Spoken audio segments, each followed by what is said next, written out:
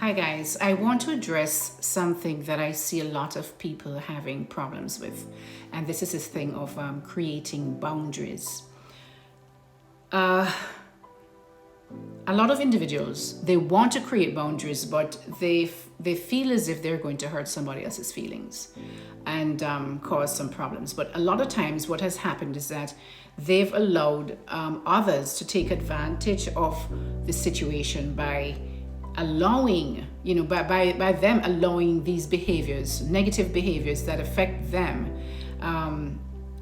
to reoccur, for them to do it over and over again. So let me give you an example. Let me give you an example of how you can create boundaries so you can have an idea.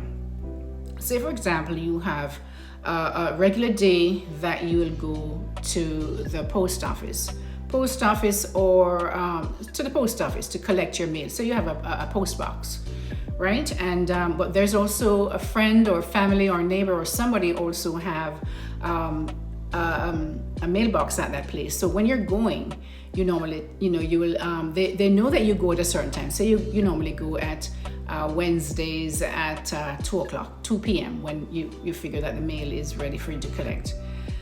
So you go, they know that you go all the time, and you go and you collect it all the time for them and give it to them and everything, and that's cool, right? You're okay with that. But maybe one day you're on your way and you're close to that post office, and this individual calls you on the phone, and you're nearly to the post office, and they say, oh, I forgot to ask you to mail this thing for me at the post office, right? And can you come and get it and to mail it? And you, for whatever reason, go back and get it, right? To mail it. Now, what you've done there is to create an expectation. You've created an expectation of the behavior they expect from you if they don't pay attention to the days that you're going and just willy-nilly just tell you, I have this, I forgot to tell you, but can you come back and get it? And you do. So what you need to do is recognize that the first time you do that, they know that you have no boundaries.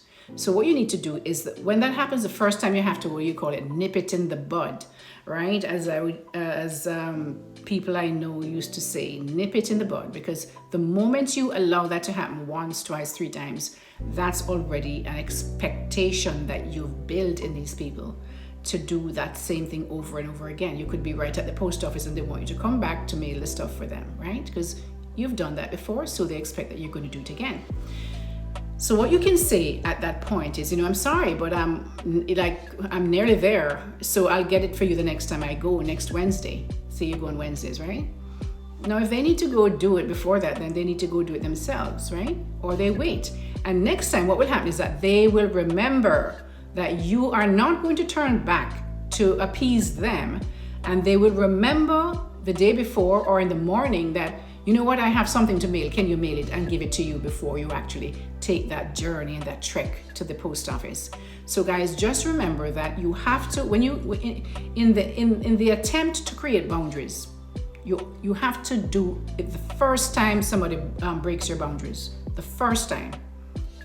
If you allow it to happen more and more and over again, it creates an expectation.